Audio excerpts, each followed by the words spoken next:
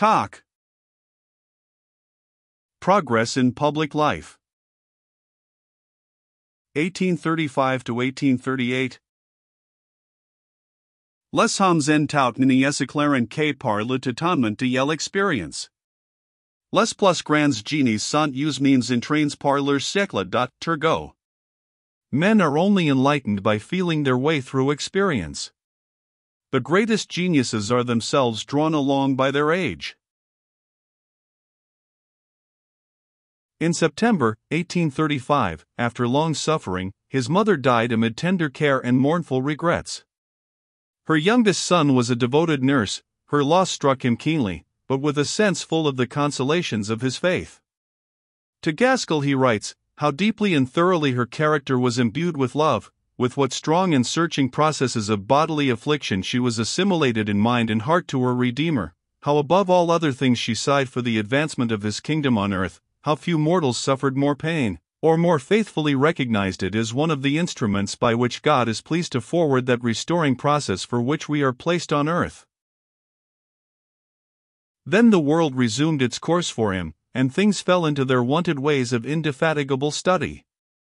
His scheme for weekdays included Blackstone, Mackintosh, Aristotle's Politics, a book of immense value for all governors and public men, Dante's Purgatorio, Spanish grammar, Tocqueville, Fox's James II, by which he was disappointed, not seeing such an acuteness in extracting and exhibiting the principles that govern from beneath the actions of men and parties, nor such a grasp of generalization, nor such a faculty of separating minute from material particulars, nor such an abstraction from a debater's modes of thought and forms of expression, as he should have hoped.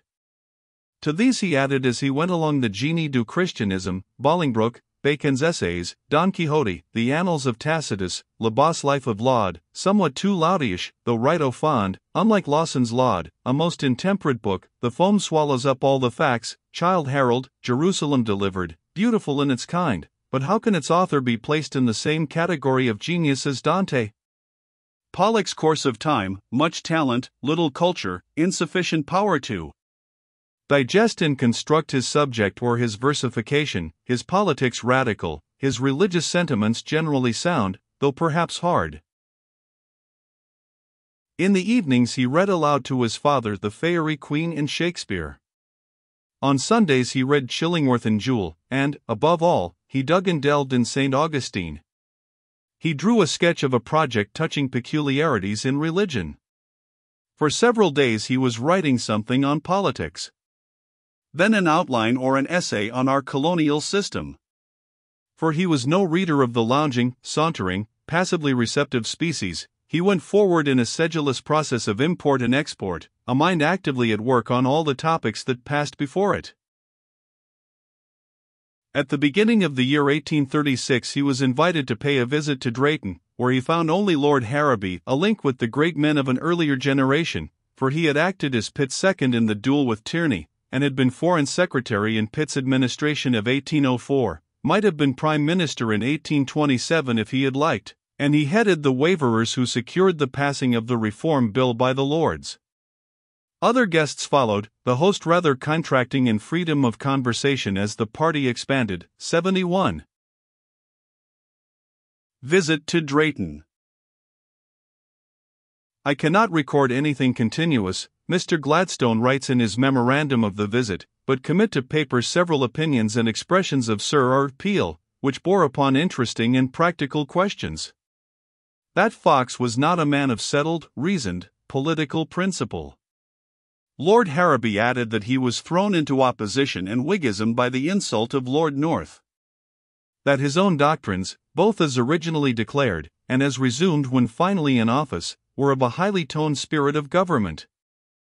That Brougham was the most powerful man he had ever known in the HFC, that no one had ever fallen so fast and so far.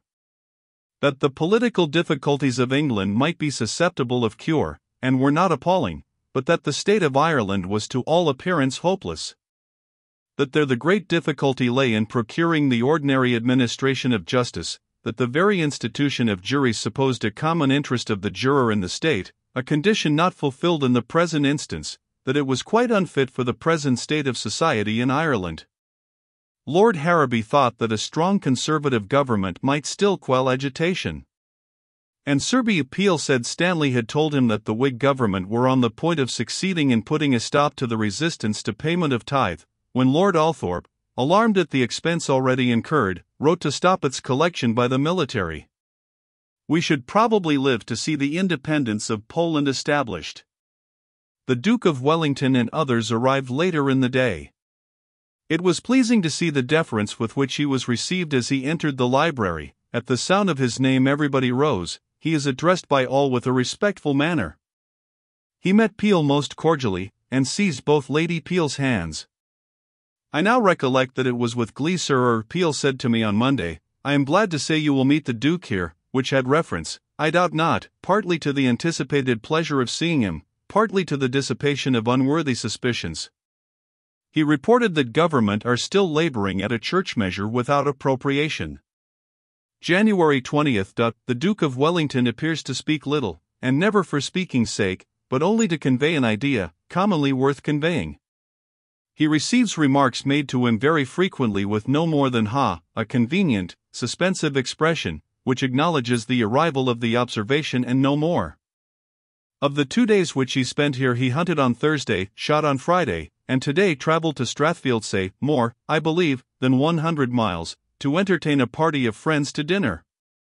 With this bodily exertion he mixes at 66 or 67 a constant attention to business. Sir R. Peel mentioned to me tonight a very remarkable example of his, the Duke's, perhaps excessive precision.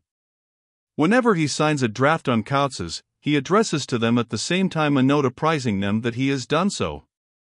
This perfect facility of transition from one class of occupation to their opposites, and their habitual intermixture without any apparent encroachments on either side, is, I think, a very remarkable evidence of self-command, and a mental power of singular utility.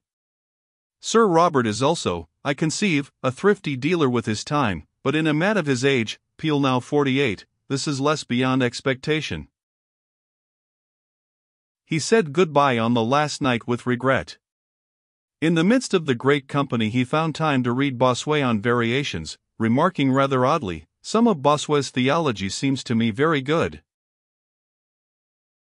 Mixed avocations.